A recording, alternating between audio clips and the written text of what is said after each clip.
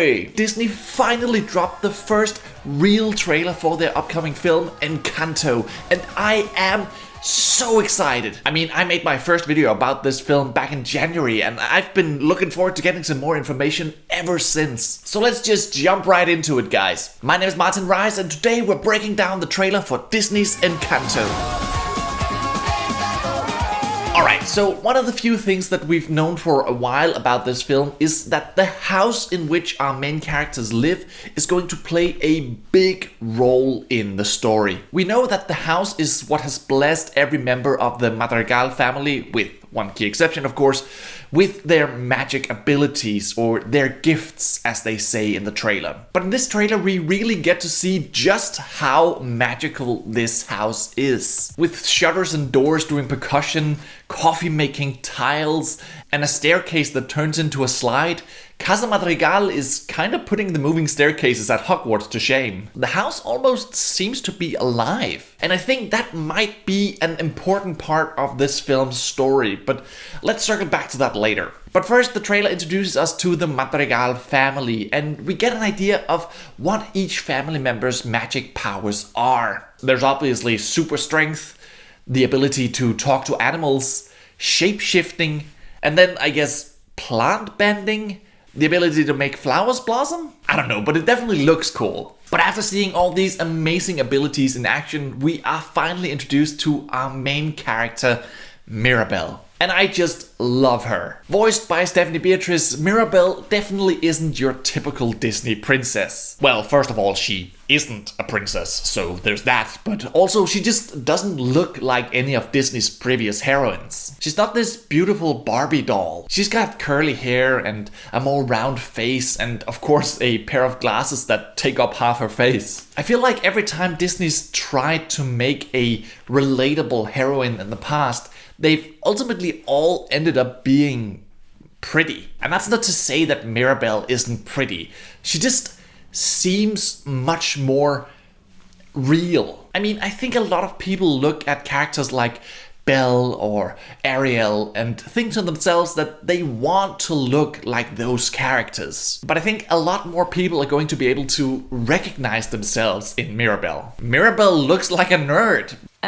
Thanks? But she also doesn't look sad about it or like she needs to make excuses for herself. She just seems like such a nice and warm person, and I just want to be friends with her. If we jump forward a bit in the trailer, we see that Mirabel is surrounded by all the little kids, and I definitely empathize with that. I think many people, myself included, recognize the feeling when you're an awkward teen who doesn't really fit in, and the grown-ups just end up placing you at the kids' table because they don't really know what to do with you. Is that just me? I don't know. I just felt like from the first moment we see Mirabel in this trailer, I just thought, I know that girl. I've met that girl. Anyways, after Mirabel is rudely reminded that she is extremely not special, the trailer shows us a bunch of clips from what I can only assume are some of the musical parts of this film. Because this film is, of course, a musical with songs written by Lin-Manuel-Miranda, who, of course, also did the songs for Moana. And I mean, don't we all just need some more Disney songs to sing along to?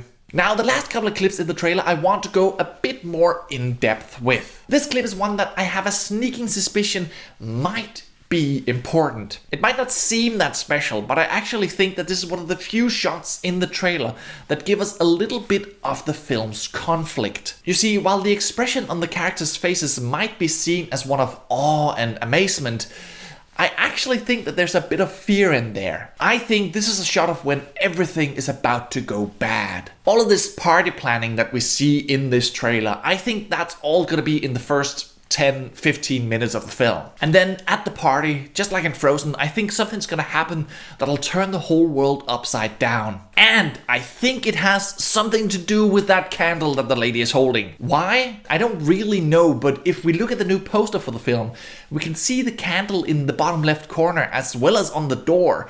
So it's gotta have some importance, right? Maybe it's a ritual where they have to light the candle to keep the magic of the house alive, and that's the whole reason they're having the party. That's something that we'll have to wait and see when we get a bit more information. But please, if you have any idea of what the significance of the candle might be, feel free to let me know in the comments. The next shot is this massive, probably magical tree, and I just can't be the only one who thinks that that tree looks a lot like the Tree of Life from Disney's Animal Kingdom. I mean, they have to have known that someone would make that connection, right? It's obviously not the same type of tree, but still. And this tree as well, I think, is going to have some significance in the story. I can't quite see how yet, but once again, if you have any idea, let me know. And of course, the trailer then ends with Mirabel optimistically stating that she is just as special as the rest of her family as she stands there and watches all of them use their magic powers. And I just love that final joke. Maybe your gift is being in denial. This movie looks like so much fun. I already love the characters, especially Mirabel, and I also have to give a shout out to this stoned AF tapir. Now, we still don't know much about the movie's plot. We know that the magic of the house is somehow going to be jeopardized and that it's gonna be up to Mirabel to save it. But we don't know how and why yet. My bet is that, as we talked about, the house seems to be alive. And maybe they have to do this ritual with the candle in order to keep it alive. But when something goes wrong at the ritual, the house starts to die and Mirabel's family start to lose their powers. I just hope it doesn't end with Mirabel actually having some sort of magical powers. I really just want her to be an ordinary girl, and I kind of want it to not be her that has to learn something in the film, but rather that her family has to realize that she is just as good as all of them and special in her own way. But I for one can't wait to see this film. The Colombian landscapes look absolutely breathtakingly beautiful, so I just really hope that I can get to see it in a movie theater. It's been so sad to have to watch the last couple of Disney films at home, but hopefully we'll be past all of this lockdown hullabaloo when the film comes out in November. But tell me, what did you think about this trailer? Are you as excited about Encanto as I am? And which of the magic abilities would you like to have? Let me know in the comments down below. And while you're down there, remember to hit that like button if you like this video, and if you want more videos just like this one, then feel free to subscribe to the channel. But with that said, that's our show. My name is Martin, thank you so much for watching, and until next time, take care and so long.